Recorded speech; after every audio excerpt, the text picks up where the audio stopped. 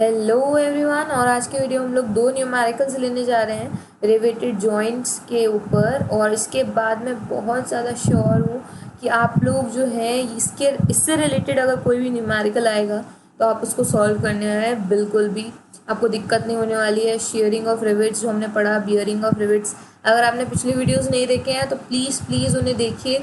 उसके बाद यहाँ आइए, आपके कॉन्सेप्ट्स एकदम क्रिस्टल क्लियर हो जाएंगे।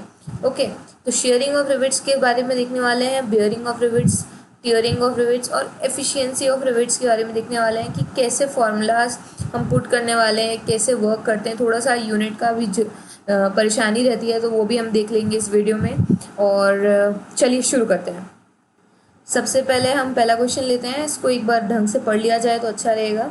अ सिंगल रिवेटेड लैप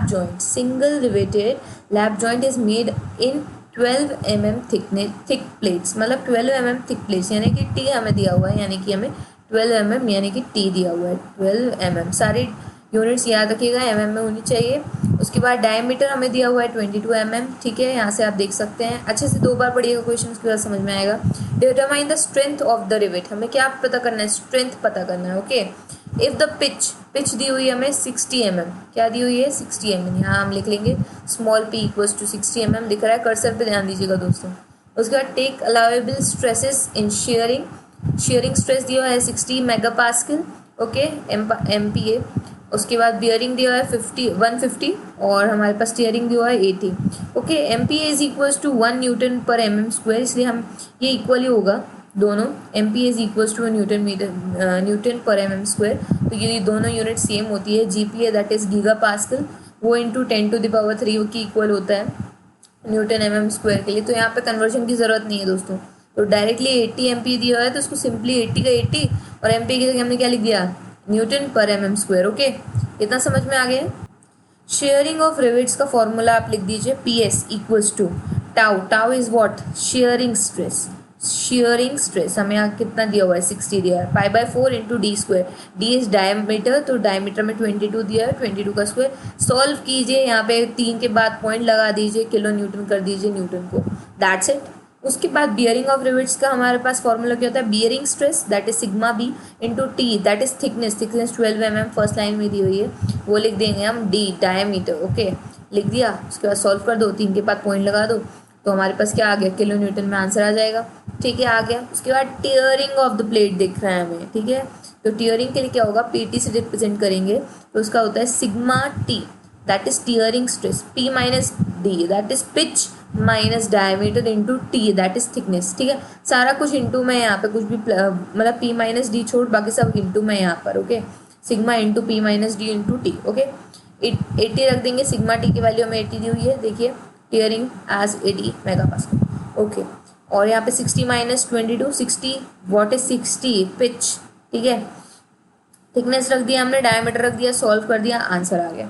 अब बात ये आती है कि रिवेट जो है इसमें से जो लीस्ट वैल्यू होगी ना, वही क्या होगी, strength of the rivet join होगी। ठीक है, तो यहाँ पर हमें पूछा गया था कि determine the strength of the rivet, तो सबसे स्मॉल वैल्यू कौन सी है फ्रेंड्स, 22.81, 39.6 और 36.48, तो जाहिर सी बात है 22.81 is smallest. So sharing of rivets, ये वाला जो वैल्यू है ये स्मॉलेस्ट है, तो क्या हो जाएगा, यही जो है यही वैल्यू क्या कहलाएगी, strength of the rivet joint. ठीक है, समझ में आ गया। अब बात कर लेते हैं हम लोग नेक्स्ट वाले एग्जाम्पल की फ्रेंड्स। तो इसमें ना क्या डिफरेंस है, जस्ट कि हमें एफिशिएंसी भी फाइंड करनी है।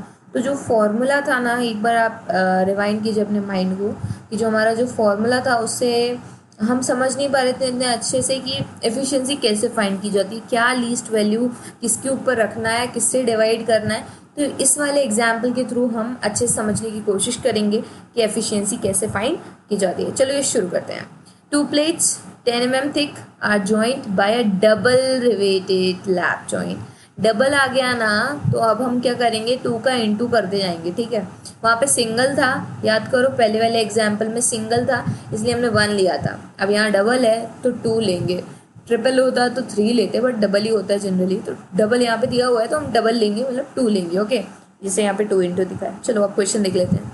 बहुत अच्छी तरीके से इसमें शेयरिंग दिया हुआ है और उसके बाद बियरिंग स्ट्रेस भी दिया हुआ है हमारा और टीयरिंग भी दिया हुआ है। ठीक है, तो तीनों वैल्यूज यहाँ पे दी हुई हैं। हमें determine the maximum tensile force हमें डिटरमाइन करना है, और उसके बाद हमें एफिशिएंसी भी क्या करनी है, डिटरमाइन करनी है। हमें थिकनेस दी हुई है, हमें डायमीटर दिया हुआ है 20 mm, हमें पिच दी हुई है 50 mm, सब कुछ दिया हुआ है। मतलब चलो शुरू करते हैं। ये सारी वैल्यूज आप लिख लीजिए गिवन। उसके बाद P S that is sharing of rivets हमें क्या होता है, tau into pi by 4 into D square, क्योंकि ये डबल रिवेटेड लैप जॉइंट है इसलिए हम 2 का इंटू कर देंगे। और उसके बाद वैल्यूज पुट कीजिए। टाउ की value is 70 mega pascal which is equal to 70 newton per mm square, तो हम यहाँ रख देंगे इंटू पाई बाई 4 इंटू 20 का स्क्वायर न्यूटन। यहाँ पे 3 जीरो के बाद यहाँ पे पॉइंट लगा देंगे तो 40 किलो न्यूटन हो जाएगा। पता है ना क्यों लगा रहे हैं पॉइंट, किलो न्यूटन में कन्वर्ट करने के लिए 1000 से डिवाइड कर देने का है, ठीक है। उसके बाद बियरिंग ऑफ रिवेट्स देखने के लिए पीबी से डिनोट करते हैं, सबको पता है इसका फॉर्मूला भी हमने इसके पहले भी देखा, sigma b that is bearing stress into thickness into diameter. Values put करो। 2 का इंटू क्यों कर रहे हैं, देख लो, डबल रिवेटेड लैप जॉइंट। यहाँ पे मैं आपको सॉल्व करके नहीं दिखा रही हूँ कि इससे इतना इंटू किया तो ये आया, बिकॉज इट इज़ बेसिक, हम सब कैलकुलेटर से भी कर सकते हैं, तो मैं बेसिकली कॉन्सेप्ट बता रही हूँ आपको, ठीक है। उसके बाद टीयरिंग ऑफ द प्लेट्स देखिए आप, P minus D T sigma T ये वाला होता है, ठीक है। इसमें 2 का इंटू हम नहीं करने वाले हैं, ठीक है, क्योंकि बेसिकली यहाँ पे प्लेट की बात हो रही है। तो इससे क्या फ़र्क पड़ता है कि तुम 2 रिवेट लगा रहे हो कि 4 रिवेट लगा रहे हो, तो प्लेट की बात हो रही है ना। टीयरिंग किस में हो रही है, यहाँ टीयरिंग ऑफ द प्लेट्स लिखा हुआ है ना, तो यहाँ पे कुछ भी हम ऐसा नहीं करने वाले हैं पागलपन, इसलिए हम 2 का इंटू यहाँ पे नहीं करेंगे, याद रखिएगा बात। उसके बाद sigma T P minus D into T, ये सब पता है आपको वैल्यूज़ क्या क्या होती हैं, टीयरिंग स्ट्रेस है। उसके बाद हमने वैल्यूज़ रख देंगे और हमें मिल जाएगा 30 kilo Newton.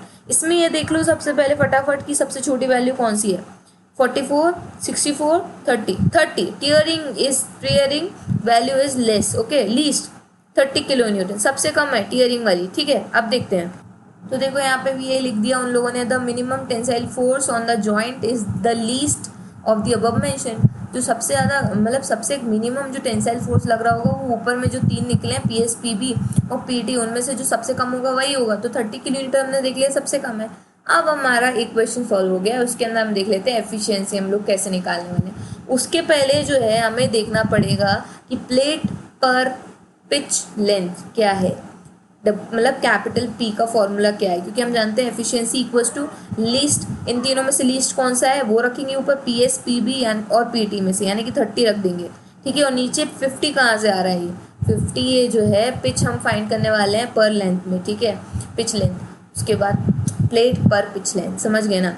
Sigma T into P into T, sigma T is the tearing stress, okay, which is 100 out here. और उसके बाद पी इज पिच, मतलब जो हमने पिच देखा ना उसमें दिया हुआ है 50 दिया हुआ है पिच, यकीन है ना, देख लेना एक बार वीडियो रिवाइंड करके, 50 दिया हुआ है। और इंटू 10 थिकनेस जो है हमें 10 दी हुई है, ठीक है। सारा वैल्यू रख देना और उसके बाद कैलकुलेट कर लेने का है। 50,000 न्यूटन आ जाएगा, 3 के बाद पॉइंट, 50 किलो न्यूटन आ गया अपना, तो 50 को रख दो, 0 से 0 कट गया, ठीक है। 6 5 6 30, 0.6 60%, ओके। सिंपल था ये बहुत ज़्यादा। ये नीचे वाला एग्जाम्पल आप खुद से सॉल्व करके आंसर मेंशन कर सकते हैं, इसमें भी शायद एफिशिएंसी पूछिए, हाँ एफिशिएंसी पूछिए, और ये सब आपको बताने का है। पुल पर यही जो हमने कैपिटल फी फाइंड किया है ना वही निकालना है, और आपको आधा सोल्यूशन दिख रहा है, आधा आप मुझे करके बता सकते हैं। और इसी के साथ हमारे 2 न्यूमेरिकल्स पूरे हुए हैं। आई होप आपके कंसेप्ट क्लियर हुए होंगे थोड़े बहुत, और खुद से एक बार आप एक बार ये क्वेश्चन सारे सॉल्व करने की कोशिश कीजिए, और आपको पक्का से सारे क्वेश्चन बनेंगे इसके बाद से। और आपका I hope shearing, bearing, tearing और एफिशिएंसी से रिलेटेड सारे डाउट्स क्लियर हुए होंगे। Okay guys, then bye bye.